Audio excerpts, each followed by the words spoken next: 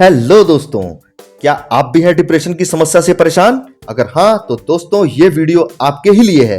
आप मात्र 1 हफ्ते में डिप्रेशन से छुटकारा पा सकते हैं। जी हाँ दोस्तों, ये कोई मजाक नहीं है, ये एकदम सच है। दोस्तों, इससे पहले मैं अपनी बात शुरू करूं, इस वीडियो को लाइक, चैनल को सब्सक्राइब करने के साथ ही बेल आइकन को जरूर दबा दीजिएगा, जिससे भविष्य में भी हम आपको ऐसी ही महत्वपूर्ण जानकारियां उपलब्ध कराते रहें। तो चलिए दोस्तों शुरू करते हैं। सबसे पहले हम बात करेंगे कि डिप्रेशन यानी अवसाद होता क्या है और इसके लक्षण क्या हैं।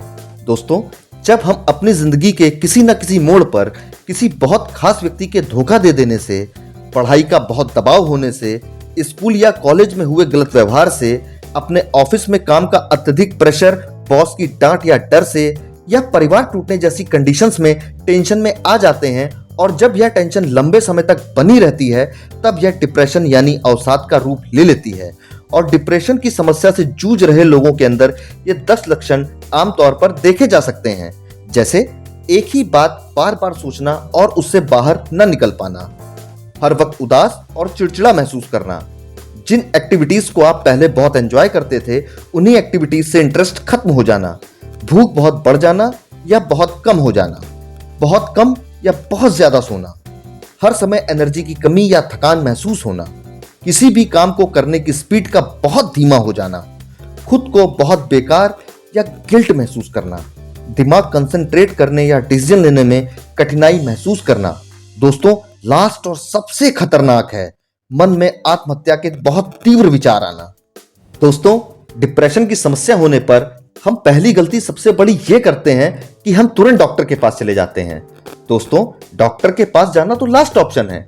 अगर बिना दवा खाए ही हम डिप्रेशन को ठीक कर सकते हैं तो हमें डिप्रेशन की दवाइयां लेने की क्या जरूरत है। दोस्तों, डिप्रेशन की दवाइयां हमारे स्वास्थ्य के लिए बहुत हानिकारक होती हैं, जिसमें नींद की दवाइयां भी शामिल होती हैं। दवाइयां खाने से हमारा डिप्रेशन कुछ समय के लिए ठीक तो हो जाता है, लेकिन दवा बंद करने के कुछ समय बाद ही हमें फिर से डिप्रेशन की समस्या शुरू हो जाती है।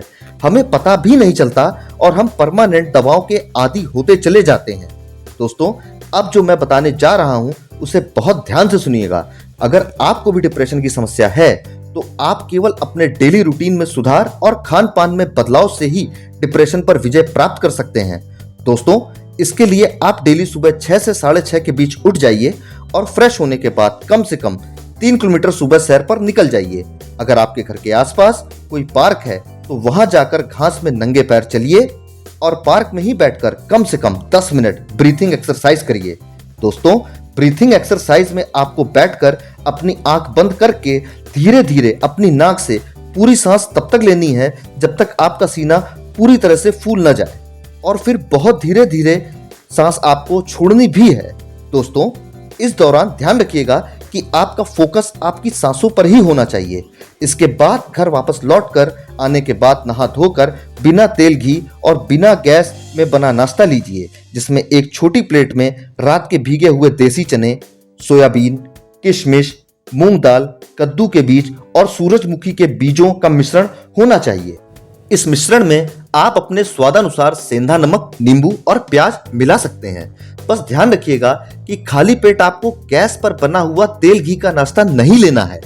अब दोस्तों, 2.5 से 3 घंटे के गैप के बाद आपको अपना खाना खा लेना है, जैसा आप हमेशा खाते हैं।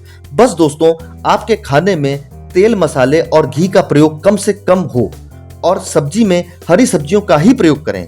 फिर 3 घंटे के गैप के बाद आपको 1 गिलास मौसम्मी का जूस पीना है। दोस्तों, उसके बाद शाम को थोड़े भुने हुए चने चबाकर खा लीजिए। दोस्तों, इसके बाद आप अपने नजदीकी ब्रह्मा कुमारी केंद्र में चले जाइए और वहां जाकर 7 दिन का राज योगा मेडिटेशन कोर्स ज्वाइन कर लीजिए, जो एकदम फ्री ऑफ कॉस्ट है। दोस्तों, फिर घर आने के बाद फ्रेश होकर अपने हाथों और विशेषकर पैरों को अच्छे से धुलिए। अगर पॉसिबल हो तो नहा लीजिए। फिर दोस्तों, रात में आपको खाना नहीं खाना है। दोस्तों, खाने के स्थान पर आप रात में 8 बजे के पहले दलिया, ओट्स या पोहा ले सकते हैं। दोस्तों, ये खाने के 15 मिनट बाद आप कम से कम 5 मिनट के लिए वज्रासन पर बैठ जाइए। दोस्तों, वज्रासन से आपकी पाचन शक्ति को बढ़ाने में बहुत मदद मिलती है। इसके बाद दोस्तों, आप कोई अच्छी किताब पढ़ने या कुछ लिखने का प्रयास करें, या जिस भी काम में आपका मन लगता हो वो करें। दोस्तों, इन सबके साथ ही आपको दो बातों का विशेष ध्यान रखना है कि इस दौरान आप सिगरेट और शराब से बिल्कुल दूरी बना लेंगे और जब आप बिस्तर पर सोने के लिए जाएंगे तो आपके पास आपका मोबाइल नहीं होना चाहिए।